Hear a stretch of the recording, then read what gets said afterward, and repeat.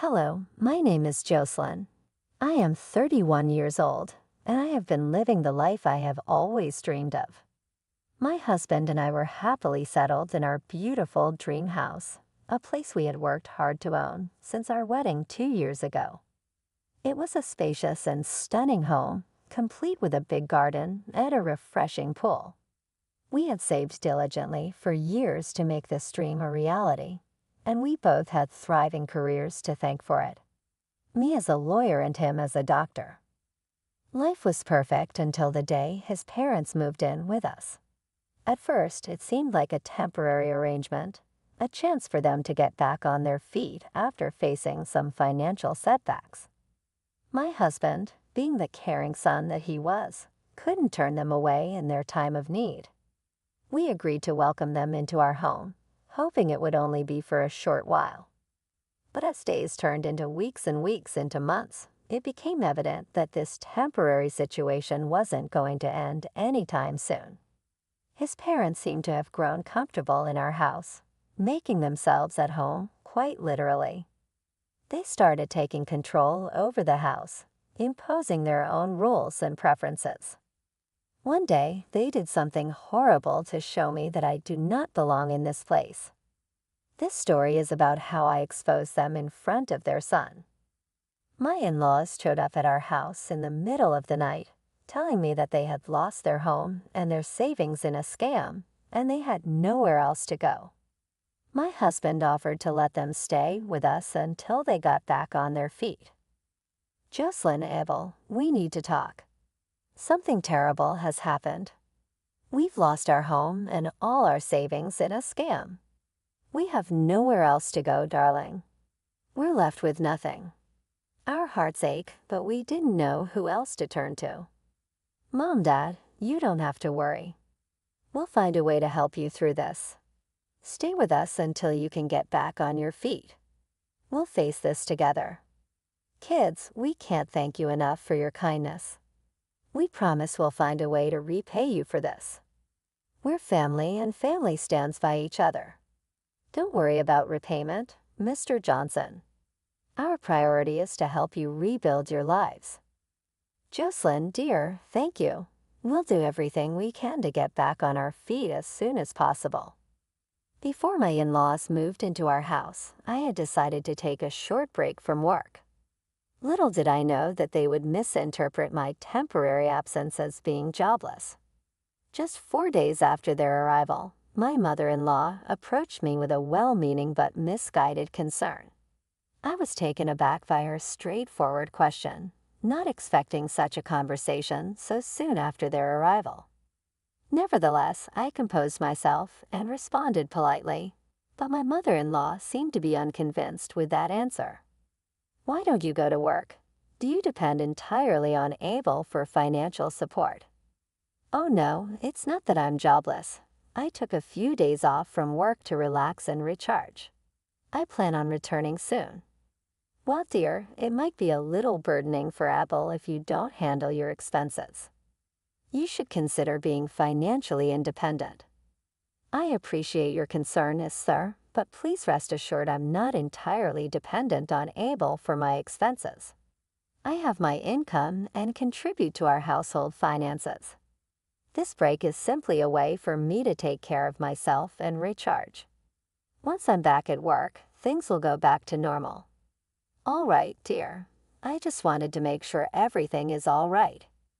You know we care about both of you. Thank you, sir. I understand your worry, and I truly appreciate your concern for our well-being. But I assure you everything is fine.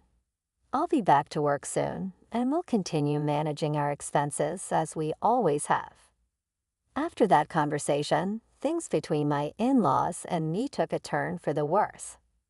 Whenever I mustered up the courage to approach Abel for financial assistance, I couldn't help but notice disapproving frowns and annoyed expressions on the faces of my in-laws.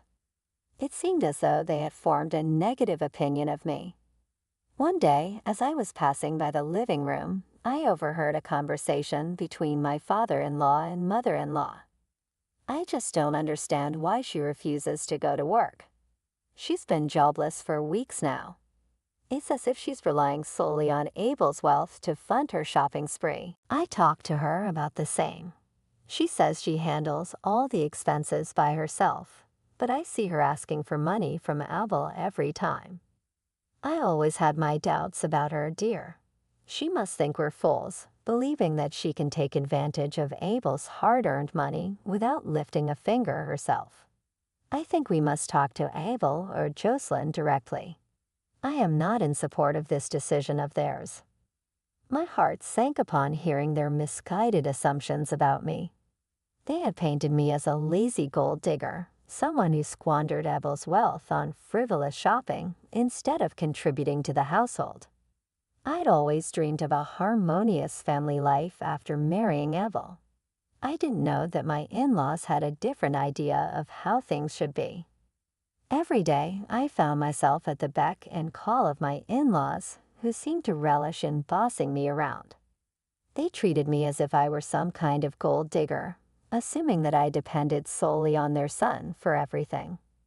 Their behavior had created a toxic dynamic within the household, leaving me feeling like a servant rather than a valued family member. It was especially apparent during mealtimes. While I tirelessly prepared all the meals, my mother-in-law and father-in-law would simply sit and relax, seemingly oblivious to my efforts. They expected me to cater to their every need, even going so far as to ask for a glass of water. It was as if they believed my purpose in the house was solely to serve them. Sometimes she'd tell me, "Jocelyn dear, can you put mine and Charlie's clothes into the laundry? I'm very tired." "Sure, I'll do it." Both of them would ask me to hand over a glass of water 7 to 8 times a day.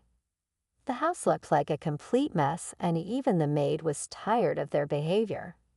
She'd have to clean the floors multiple times because my in-laws kept on spilling something.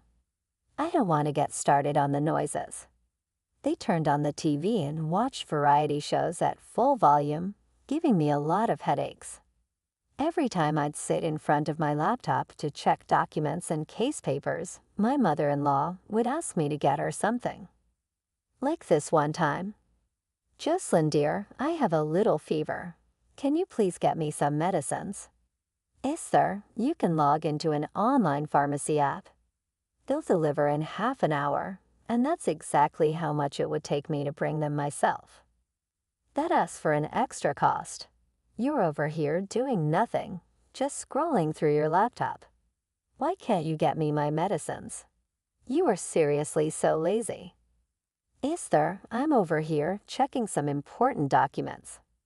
You and Charlie are the lazy people here. How dare you talk to me like that?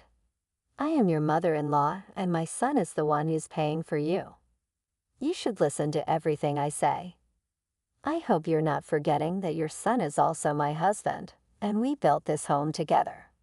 He has abided to pay for me. Pay for you while you sit here and relax. I can say the same for you. Oh my God, you are so disrespectful and ungrateful." The once harmonious atmosphere began to fray at the edges. Their presence brought tension, and our once happy home felt suffocated. Their constant interference and unsolicited advice started to create a rift between my husband and me. I didn't know whom to talk to, so I turned to my best friend Diane, thinking that she might give me some valuable advice. A few weeks ago, my in-laws moved into our home temporarily because they had lost their house and savings in a scam. You won't believe it, but it turned out to be an absolute nightmare. What did they exactly do? Well, let me tell you about my in-laws. They are the worst I've ever encountered. They are so rude and ungrateful it is unbearable. They treated me like a servant and a stranger, constantly bossing me around and criticizing everything I did. It feels like they think they own the house and everything in it. That sounds awful. How do they behave? They're demanding and disrespectful, always expecting things to be done their way. They have no regard for our belongings or resources, using them carelessly and wasting everything. Our house is constantly noisy, messy, and filled with unnecessary trouble caused by them. That must be incredibly frustrating to deal with. You have no idea. It's like living in a constant state of chaos and stress. Their behavior makes me feel devalued and unappreciated. I can't believe how they could treat someone like that, especially a family member. I'm so sorry you had to go through that. Did you ever confront them about their behavior? I tried to address the issues, but it only made things worse. Since I'm on a break from work right now, they think I am jobless and depend on Abel for everything. I have my savings, and Abel is my husband.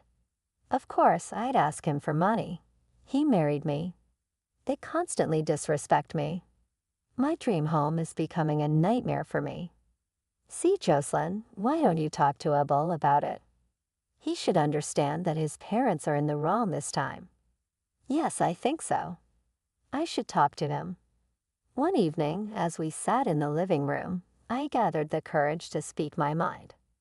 Honey, don't you think it's time your parents found their place? It's been months, and I miss having our space to ourselves. I know, but they're still not financially stable. I can't just ask them to leave.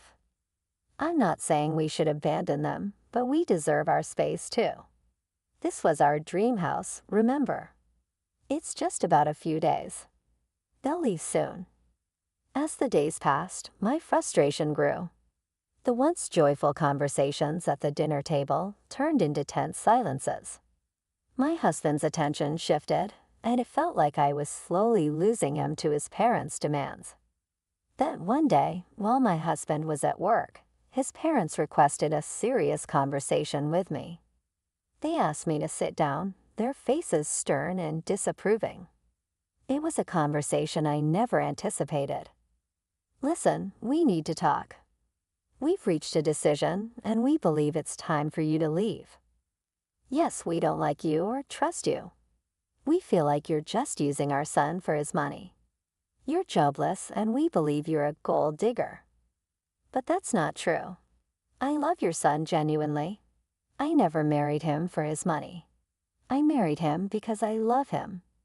We don't see it that way. We think you're a bad influence on him.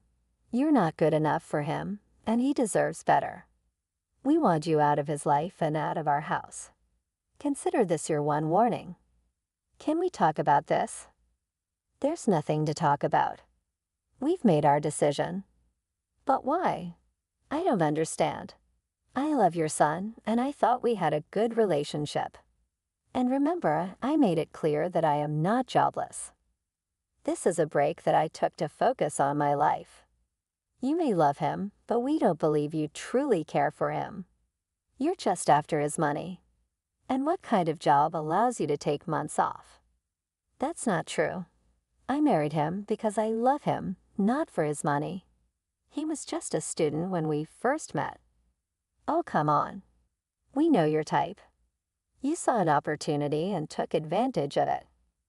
No, you're wrong. I always supported him in his dreams. I never asked him for anything material because I'm capable of getting that for myself. And if you're forgetting, he is my husband and I do have some rights on him. We don't believe you. You're just trying to manipulate him into thinking you're a good person. That's not fair. I've been nothing but kind and respectful to both of you.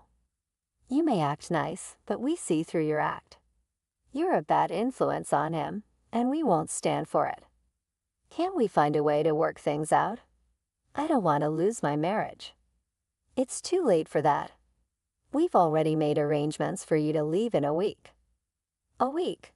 That's not enough time. Please reconsider. No, our decision is final. You have 1 week to pack your things and leave. I can't believe you're doing this to me. I never thought you would treat me this way. It's for the best. You're not right for our son, and we won't allow you to ruin his life.